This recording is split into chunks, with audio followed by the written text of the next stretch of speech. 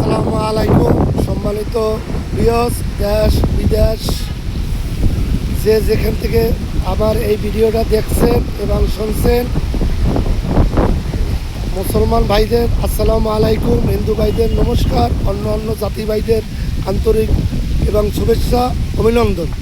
সামনে কুরবানির ঈদের শুভেচ্ছা দিয়ে ভিডিওটা করলাম। এখানে 15 নম্বর এই যে মাছতলা জেলো ঘাটে আসছি। এখানে এই ট্রলার মারামত করে রাখছে। এই আর অল্প কয়েকদিন অবরোধ যাওয়ার পর এই ট্রলার তারা মাছ ধরতে যাবে। জেলেগুলোকে কথা বলছি, এখন বর্তমানে সরকার অবরোধ দিছে, এই কারণে তারা ট্রলার মারামত করে ঘাটে লাগাই রাখছে। কিছুদিন পর অবরোধ শেষ হইলে তারপর তারা নদীতে মাছ ধরতে যাবে ইনশাল্লাহ। আলহামদুলিল্লাহ, এই মাছ ধরিয়া একটা ট্রলারে 15 জন 20 জন লোক থাকে স্টাফ। একটা ট্রলার নদীতে গেলে তার প্রায় 1 কোটি টাকা এবং 50 লক্ষ, ছোট ট্রলারে, বড় ট্রলারে 1 কোটি টাকা এবং মেজর ট্রলারে 75 লাখ টাকার নাম খরচা হয়।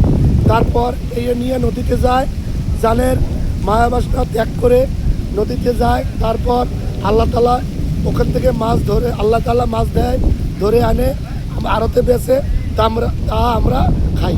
আপনাদের কাছে দোয়া রইল, এই জেলেগো আপনারা দোয়া করবেন যেন সুসম্মানে মাছ ধরে নদী থেকে আনে আমাকে যেন আড়তে আনিয়া বেচে আমাকে দিতে পারে, এই আহ্বান জানাই। আরও দেখেন কত সুন্দর নদীর পাড়ে বাতাস, গাছের পাতা কীরকম ঝিলঝিল ঝিলঝিল করছে, আবহাওয়া কত সুন্দর পরিবেশ। আপনারা যে যেখান থেকে দেখছেন লাইভ কমেন্ট শেয়ার করে দেবেন ভিডিওটা, কষ্ট করে যেন জনগণে যেন দেখে এবং এই জেলেগো চিহ্নে যেন দোয়া করে, এই কামনা রইলাম। আসসালামু আলাইকুম ওয়া রাহমাতুল্লাহি ওয়া বারাকাতুহু।